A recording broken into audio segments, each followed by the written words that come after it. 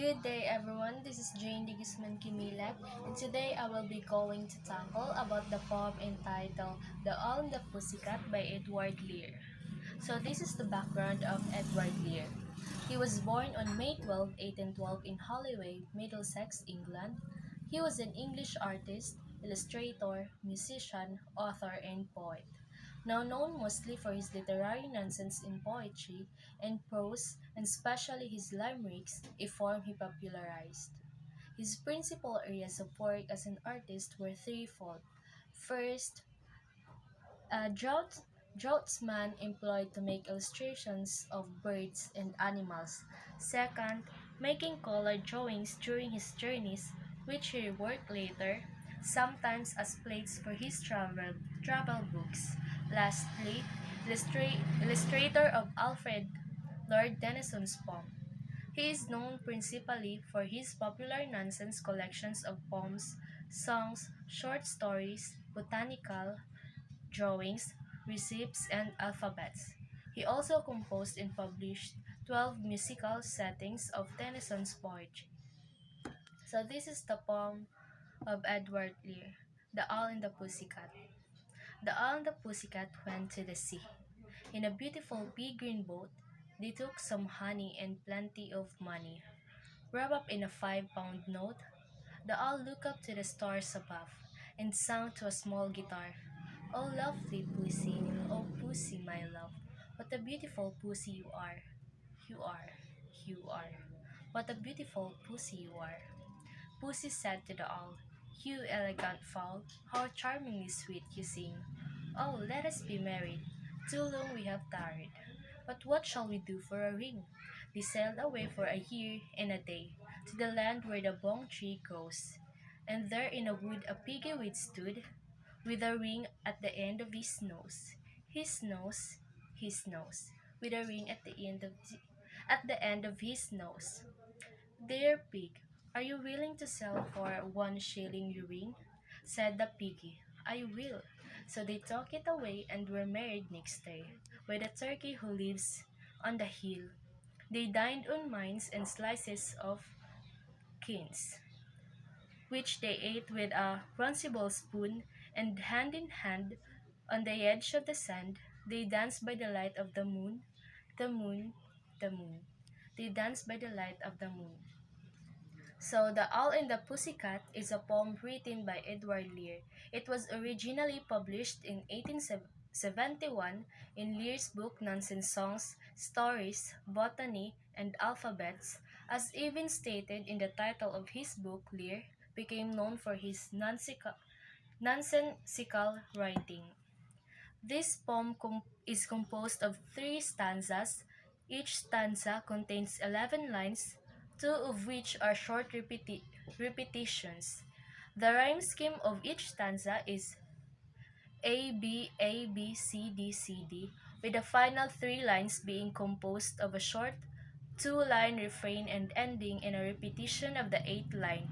Each A B C D scheme is unique to every stanza. In other words, it is A B A B C D C D, E F E F G H G H, and I J I J K L K L. The meter is very measured, which lends to a nice musical reading of the poem. So this is the poem analysis.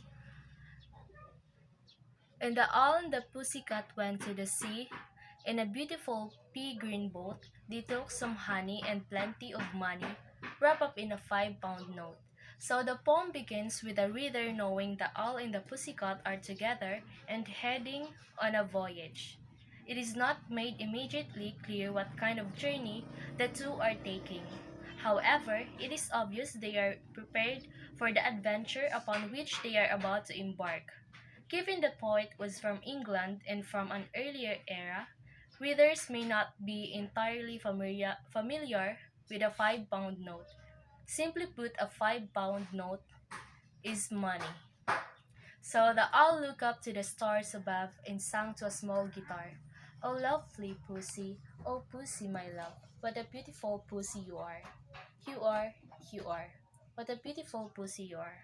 After knowing the owl and the pussycat are headed toward an unknown destination together, we finally come to understand it is likely some kind of amorous relationship. This is very well set up with a romantic scene of the stars in the night sky, the two alone on a beautiful pea green boat, and the owl serenading the pussycat. The musical structure of the poem is especially obvious in the last four lines of the stanza. Is read aloud, it presents as very sing-song and lends to the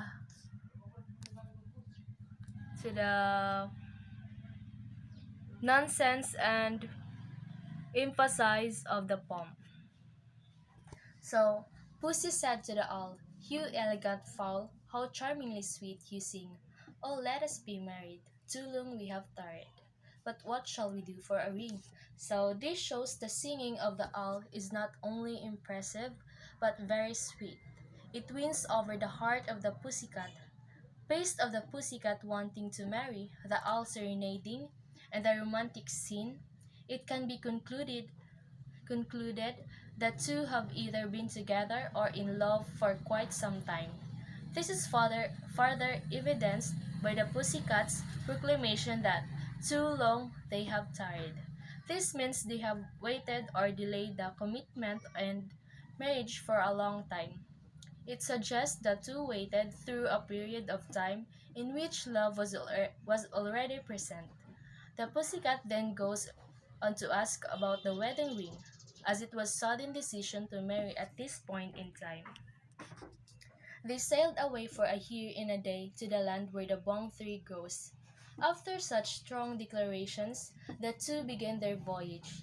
They traveled somewhere far but special given the occasion. The bong tree is fictional and was coined by Lear in this poem. It adds to the nonsensical nature and to the magic of the love and marriage in the story unfold in the poem. And there in a wood a piggy wait stood, with a ring at the end of his nose, his nose, with a ring at the end of his nose.